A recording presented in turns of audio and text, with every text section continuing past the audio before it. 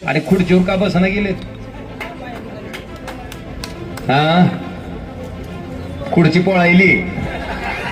बरं झालं, खुर्ची अशा सगळ्या पळायला लागल्या.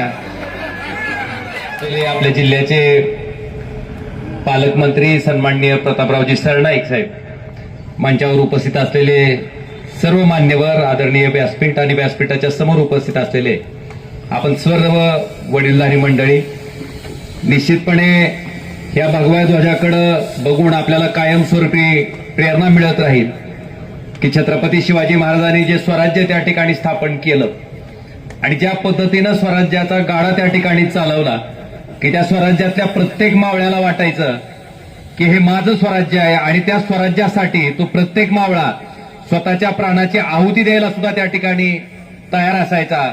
इतकं एकसंघपणे जे स्वराज्य छत्रपती शिवाजी महाराजांच्या आशीर्वादानं त्या ठिकाणी मिळू शकलं, आज मला वाटतं त्यांना स्मरण करून प्रत्येक राजकीय माणसानं त्या ठिकाणी त्याची वाटचाल करताना, आपण लोकप्रतिनिधी म्हणून काम करत असताना, सर्वसामान्य जनतेसाठी आपण इथं बसलोय, त्यांच्यासाठी काम करणं हे आपलं प्राथमिक कर्तव्य आहे.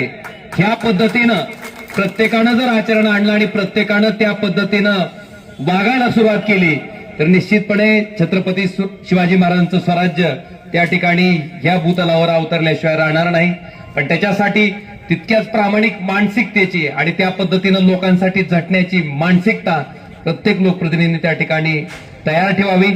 आज अतिशय डौलानं हा ध्वज त्या ठिकाणी फडकतोय आणि प्रत्येकाला तो प्रेरणा देत राहील आणि त्या प्रेरणेतनं आपण सगळेजण ह्या जिल्ह्याचा मागासलेपणाचा जो शिक्का आहे तो पुसून टाकण्यासाठी एकत्रितपणे, सामूहिकपणे त्या ठिकाणी काम करत राहू, एवढीच आई तुळजाभवानीच्या चरणी प्रार्थना करतो. आपल्या सगळ्यांना आजच्या स्वातंत्र्य दिनाच्या निमित्तानं हार्दिक हार्दिक अशा शुभेच्छा देतो. आणि खुर्चीवर का बसना गेलेत? हा, खुर्ची पळायली. बरं झालं, खुर्ची अशा सगळ्या पळायला लागल्या. चला, तुम्हाला सगळ्याला शुभेच्छा आणि अतिशय देखना ध्वज, मला वाटतंय धाराशिव शहराच्या सौंदर्यात भर टाकणारा आपण या ठिकाणी उभा केलात आणि या ठिकाणी अतिशय चांगल्या पद्धतीनं त्याचं लोकार्पण सुद्धा केलं. त्याच्याबद्दल ह्याच्यासाठी मेहनत घेणाऱ्या सगळ्या मान्यवरांचे मी मनापासून हार्दिक हार्दिक असा आभार व्यक्त करतो आणि आपल्या सगळ्यांची रजा घेतो.